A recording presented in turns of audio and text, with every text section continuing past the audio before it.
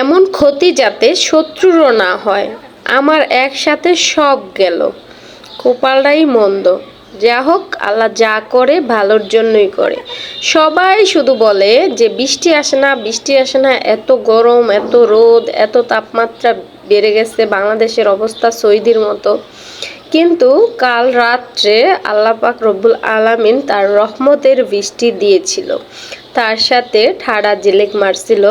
কিন্তু আমাদের নিজেদের কিছু অসতর্কতার কারণে আমরা নিজেরাই ক্ষতিগ্রস্ত হয়েছি। কিন্তু কপালের দোষ দিই অথবা আল্লাহর দোষ দিই, আমি হই আর যেই হই সবাই কিন্তু আমরা বেশার কম বলি আল্লাহ যা করে ভালোর জন্য করে, এটা বলি।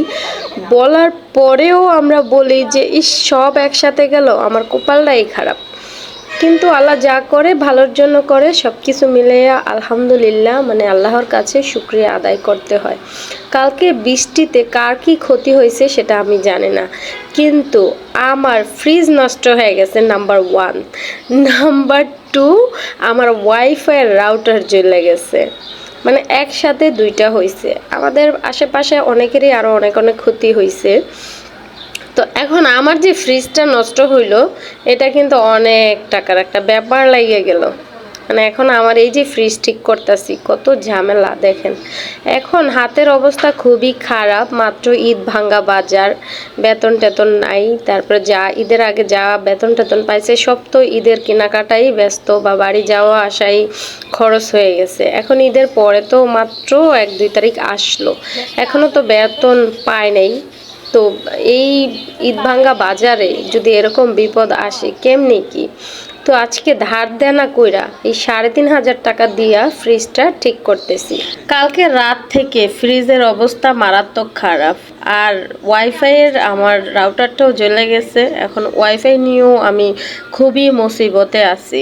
মানে ওয়াইফাইয়ের রাউটার কিনতেও তো আমার একদম কম দামি কিনলো 1200 বা 1500-1600 এরকম টাকা লাগবো।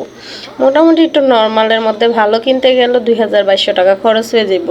এই দিক দিয়ে এই ঝামেলা, এদিক দিয়ে আবার ফ্রিজের ঝামেলা, মানে কোন দিকে যাব? সত্যি বলতে মানুষের বিপদ তখনই আসে যে মাসে মানুষের হাতে অত একটা টাকা পয়সা থাকে না, একটু ক্রাইসিসে যায়, তখনই একটার পর একটা বিপদ আসতেই থাকে। কিছুদিন আগে ওর নানুর বাড়িতে বেড়াইতে গেছিল, তখন এই ফ্যানটা আমার মেয়ে 350 টাকাতে কিনছিল, সেই ফ্যানটাও নষ্ট হয়ে গেছে। তো ওরা আসছে একুচিলায়, আমি ওনাদেরকে দেখাইতেছিলাম, তো বললো যে আপু এটার মাদারবোর্ড নষ্ট হয়ে গেছে, বোর্ড পাল্টাইতে দেবো। মানে এখন আবার এই ছোট্ট ফ্যানটা ঠিক করতে কম হলো 50 টাকা বা 100 টাকার মতো খরচ যাইব গা। সবসময় বিপদে পড়লে আল্লাহকেই বলি যে আল্লাহ তুমি যা করো ভালোর জন্য করো, তবে এই বিপদের থেকে তুমি আমাকে উদ্ধার করো। তো আল্লাপাক যা ভালো মনে করছে তাই করছে আমার সাথে। তো যা হোক, সব মিলে আলহামদুলিল্লাহ। তো ভাইয়ারা আমার আজকে ফ্রিজটা ঠিক করে দিয়ে গেল, তো তাদের জন্য ছোট্ট একটু নাস্তা করাই দিলাম, মানে ঠান্ডা খাওয়াইলাম। তো সবাই দোয়া করো যাতে আমার ফ্রিজটা ঠিক হয়ে যায়, আর আমার হাতে একটু টাকা হইলে আমি রাউটারটা কিনে নিব। আপাতত আমি পেজে হয়তো তেমন একটা ভিডিও আপলোড করতে পারবো না, তো কেউ রাগ করো না, সবাই ভালো থাকো। আল্লাহ হাফেজ।